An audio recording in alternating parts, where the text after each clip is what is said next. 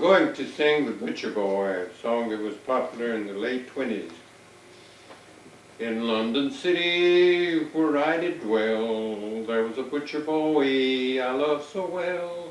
He courted me my life away, and with me then he would not stay. There is a strange house in this town, where he goes in and he sits right down. He takes another girl on his knee. He tells her things he won't tell me. I'll have to grieve, I'll tell you why. She has more gold and silver than I. Her gold will melt and her silver fly. In time of need she'll be poor as I.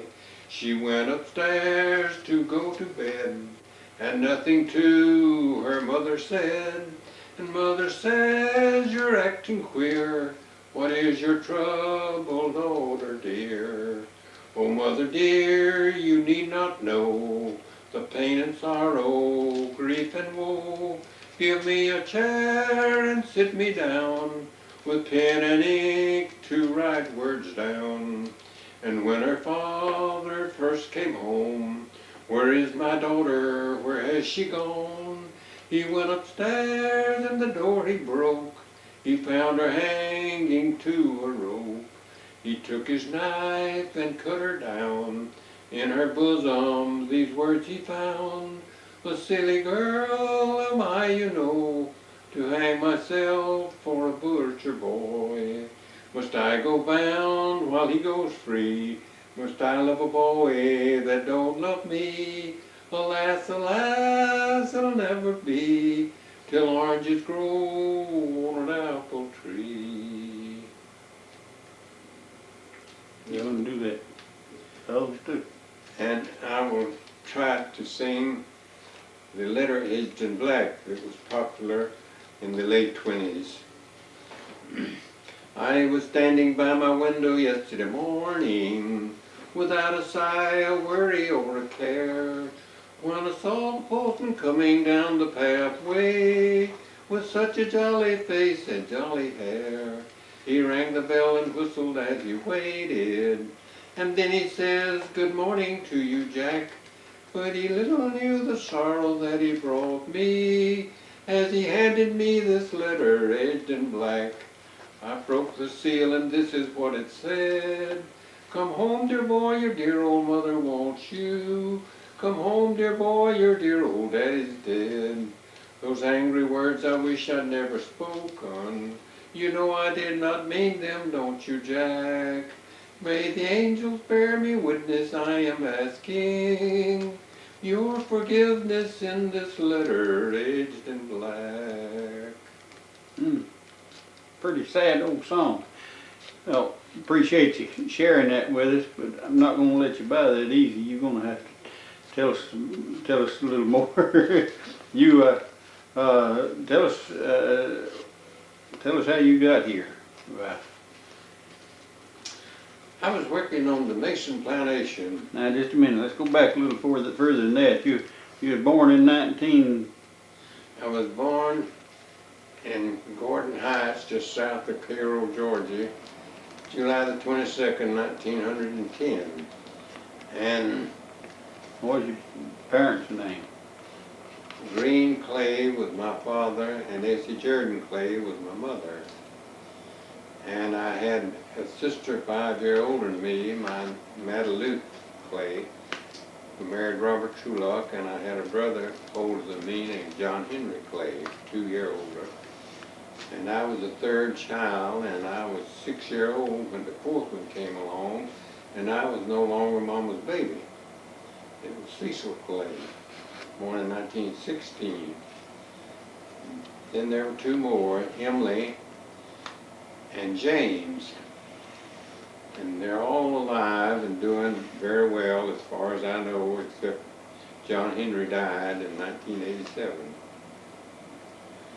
I was... Let's see, your name, they named you...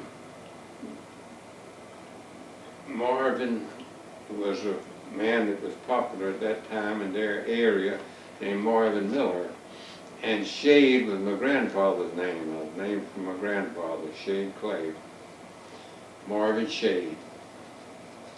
I worked at whatever I could most of the time at home until I got about 16-year-old and I went away from home and worked at a dairy. I run a dairy on Sunny Hill Plantation for $20 a month and my board for several months.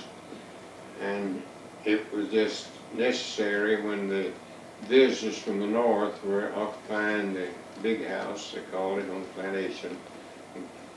Guests, the people that owned the property and their friends, went north in the spring, and they didn't run the dairy any longer, and my work was finished. I worked on another plantation in 1931 when I was 21, and the old lady that owned the plantation, Miss Anna Mason, came down to where I was working, almost crying. She was very sad. She had sent my brother Cecil and 2 other boys to Berry School, and one of the boys got homesick in about a week's time after it went away, and he wanted to go back home. He left the school, and the other boys were very homesick and despondent, and the principal of the school told Ms. Mason he expected them to leave too. She said, "What can we do?" Like she wanted me to help her. And I thought right quick, there's an opportunity for me. If you will send me up there to that school and they will accept me as a student, them boys will stay and they won't come home. "Will you go?" she asked. I said, "Sure, I'll go." And she went back to the house in a hurry, and she came back as happy as she could be. "They're going to let you come in and fill that boy's vacancy at the school, and you're going to gather up what you need, what you got that you want to carry, and we'll get anything else we need, and you'll be on the train this evening." And she put me on the train. I turned my back on everything that I knew, my family, and went off to Berry School and got married December the 26th, 1932, after I'd been at Berry 2 years, close to 2 years. And I have made Rome my home since then, except a short while in 1933 when I lived in Orlando, Florida, and my old home place in South Georgia. I went to Ms. Mason and told her that I wanted to repay her for all the money she had ever spent on me. She's been a big help to me, and I was thankful and wanted to repay her for her expenses to help me. She says the only way that you can pay me is to do what you can for others. And I've tried in my way to be a help to other people. I hope I haven't been a failure in that, but I felt indebted to her and to others to do what I could to make life better for others. You throughout the years, you always told us a lot of stories and all. You telling us a while ago they named you after a guy named Marvin Miller, I believe. You went. There's people around Cairo, Georgia, that's called you by nickname for years. How'd that come about? Before the radio and the television became popular, the biggest attraction for a young fellow like me, it's 5 or 6 year old, was to go to a meeting and hear a preacher that was really wound up, turned loose, stomping his foot and pounding on the pulpit. And when I got home after going to the Primitive Baptist Church with my grandparents on the buggy, I got out to the chop block and used it for my pulpit, and I went through the same motions and everything that the preacher did. I tried very much to duplicate what he was doing, and I would look around and see people standing on the sidewalk by the place and saying brother, preach on. And people call me preacher as long as they live, every time they see me. Hello, preacher. I believe you told me that you lived with your grandparents as well in your home. I lived with my father's father, Granddaddy Clay, and Grandma quite a bit. They didn't have any other children, and they lived in the home with my daddy, and we were all just one big family. And sometimes Daddy and Mama and some of the children lived in one place, and I lived with my grandparents in another place. But it was a big loss to him in 1918, and a big loss to me when he died. He died in 1918. I was just 8 years old, but I remember him very well. Tell us about that. You've told me about how he called you in and told you he was going to leave you. Yeah. He'd been off to build him a barn. He brought a load home, and he told my brother and I to take the horse out and put him in the barn and feed him. And we hurried to the house as quick as we got our work done. And he said, pull my shoes off. He laid on the bed, and had his shoes on. And we pulled his shoes off, and he told us he wasn't going to be with us anymore. But if we'd be good boys, we'd be with him someday. And I can remember it like it was last week or yesterday. You told me about going to the store with him, and I went off to the store one day when they sent me after some soap or some box of matches or something. It was just a block away. And while the clerk was looking the other way, I put my hand in the candy jar. I got this stick of candy. And when I got home, they knew they didn't ask me to be there. And I told him I picked it up at Ms. Williams' store. And he took me to the chop block. He helped me over the chop block, axe in one hand and me in the other, like I was a rooster fixing to be fixed for dinner. And my grandmother just begging him and pulling at him to please don't. And I was scared to death. I knew that man was a good man, but I knew that he was violent and got upset. And I realize now that he wouldn't have hurt me for anything, but he really scared me. I didn't know it then. Pretty good actor, and really had the right effect on me. I didn't want the things that didn't belong to me. You told me about moving the pigs from one pen to another. Cutting the fence and moving the pigs or something or other? Yeah, on the Vanderlei place. Daddy helped Otto Doherty. Otto Doherty looked after the hogs on the big plantation, and my daddy looked after the corn grove. And I saw them transfer the hogs from one field to the other, that big herd of Berkshire hogs. And they'd plant stuff for them, and when you got ready for them, they'd turn the hogs in the field. And I thought it was time to do that, and I went ahead and took it on myself when I was 6 years old, about the time Cecil was born. Cut the fence down and got the hogs through in the cornfield, and when Daddy came in, he wasn't happy at all. And I wasn't very happy either. He saw to it you didn't stay happy about it very long. I learned that day not to do anything without discussing it with parents first. Mm-hmm. When I was 21 years old, I told him I was going to the dance one night with Red Pritchett. Red Pritchett called the sets and square dances. And I was going with him. I was 20 years old. And he says, no, you're not.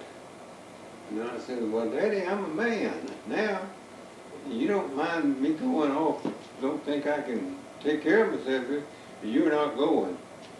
We didn't argue about it. I just stayed at home. Before midnight, a man came after my grandmother to come stay with his wife because at the party, their son, Charlie Whitfield, was shot. There was violence there, there was drinking, and my daddy was much wiser than I was, and when he said no, it was no with me. Can't go. Yeah, didn't you tell me it was your mother's daddy that used to peddle fish, or what? Mama's daddy, George Jordan, wife died when the children were young. My mother was the oldest girl, and she had to fill in the home to take care of her brothers and sisters and her daddy, washing and cooking. And he got on the road and went to the Gulf Coast, 60 miles away, and hauled fish to Cairo, and they sold the fish. And when he come back with another load and new supply of fish, they kept them on ice back then, and he was a fisherman, hauled them 60 miles on a covered wagon. You told me about some experiences he had with his mules and the high water or something. Yeah. There was a lot of violent weather, and you didn't know that come a flood 40 miles away, and he'd get to where the creek used to be, where the creek still was, but the bridge wasn't anymore. And he was staying on the road pretty well, but when he got to the creek bridge where it was supposed to be, it was gone, it was washed away.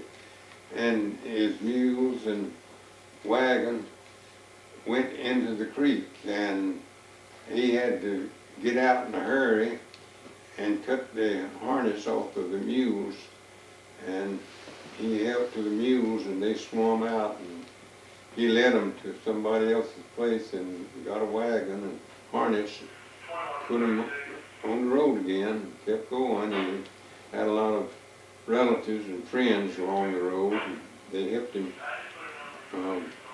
get back in business. You told me about people that you saw many years later that didn't realize you was related to them or whatever. Gwen Tice was a relative, and he told me that Granddaddy would leave him looking after the fish in the market while he went away to the bank or something, and all the money in the cigar box, and neither one of them knew how much was there. Anybody could have taken out as much as they wanted to, and nobody had known it. And after I was near retirement, I went down to St. James, Florida. Mr. Crum had a big motel there, and I was going to spend the night down there with Mr. Crum at the motel. And I told him my granddaddy used to haul fish to Cairo, Georgia from down in there. And he said, "Is Uncle George your grandpa?" I said, "Yeah." He says, "Well, Uncle George was just like Santa Claus to us. When he'd come down here, we'd run to meet him, and he'd have us candy and other things." Uncle George had a lot of relatives down there. His mother was a Spears. She lived in Wakulla County, Florida, and he was among relatives and friends down there.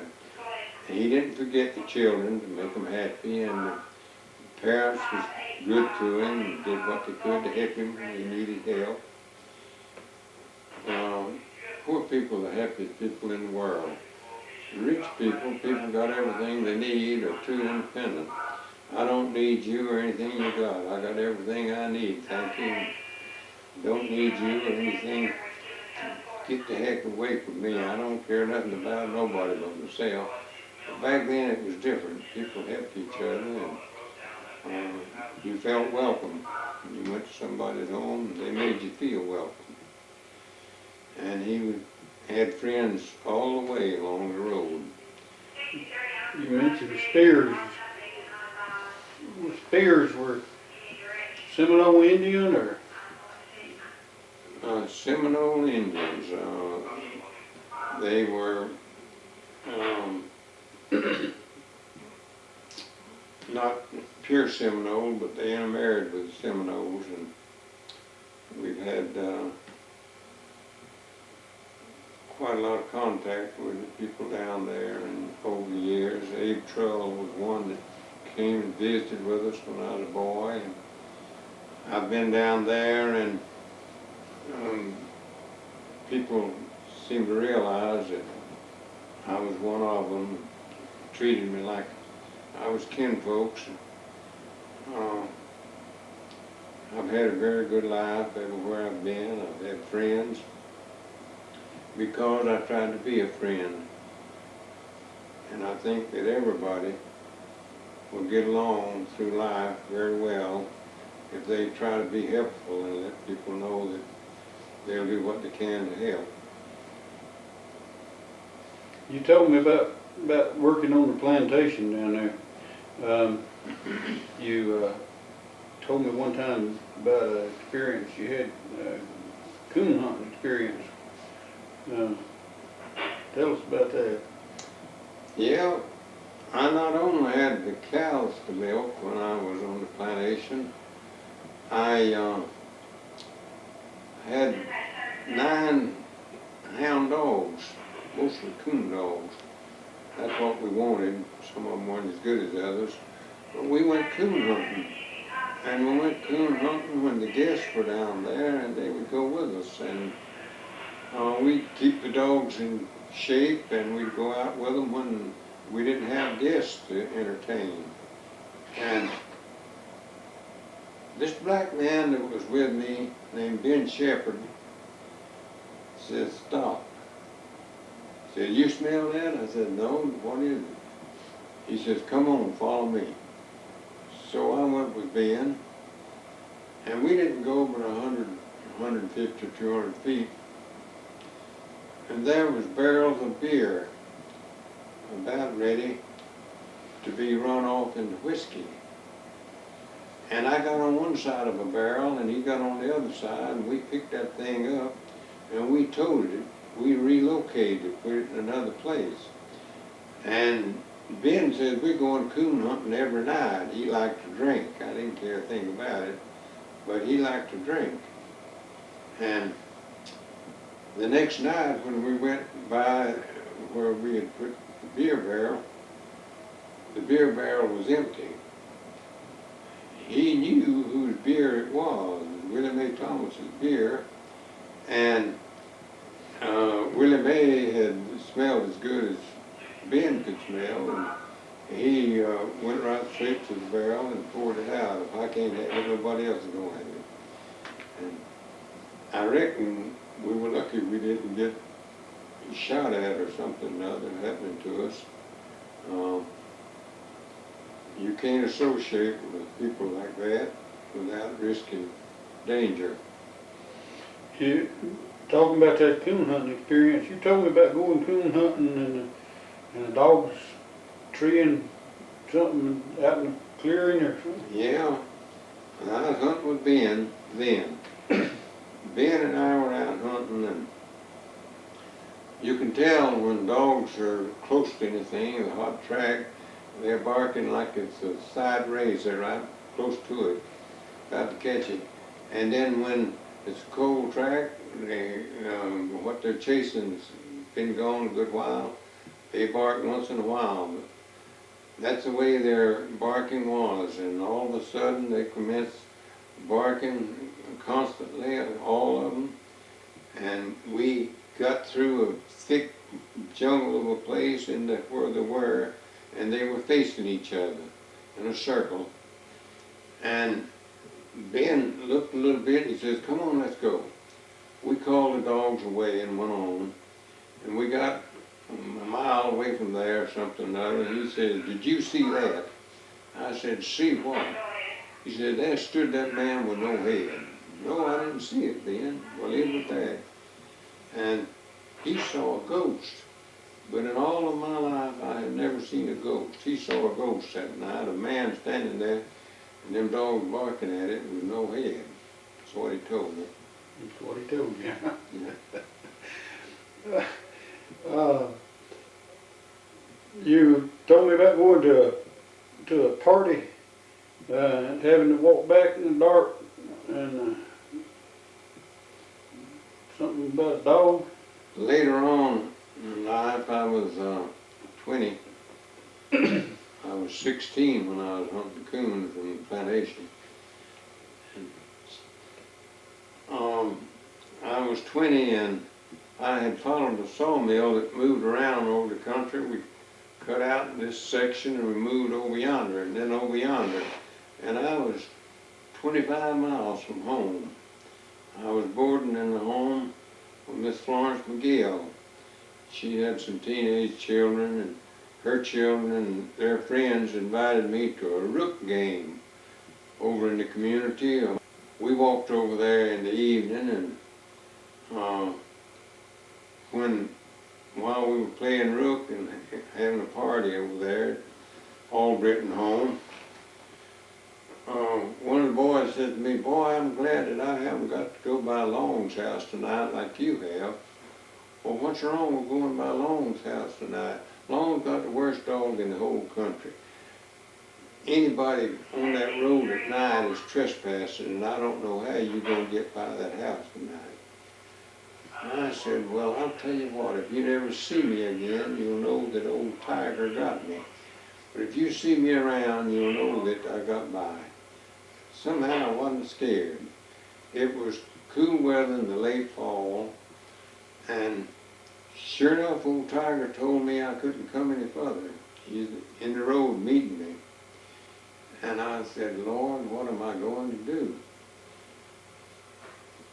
The Lord spoke to me and says, "You got on a dark suit and a white shirt, pull off your coat."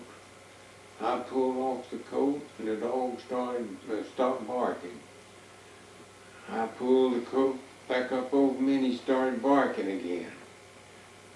I pulled it open so he could see me and he started barking again.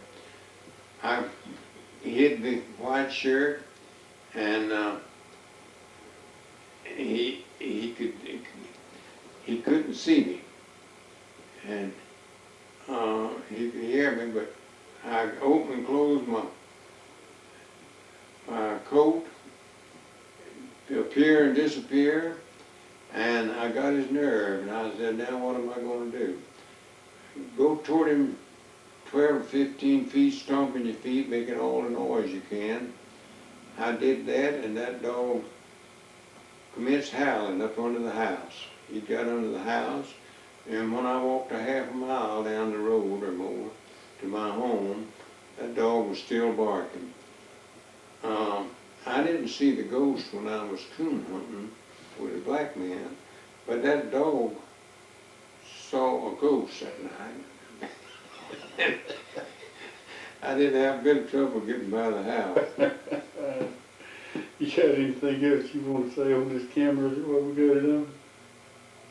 You got anything else you want to talk about? I think that's enough for one time. Okay.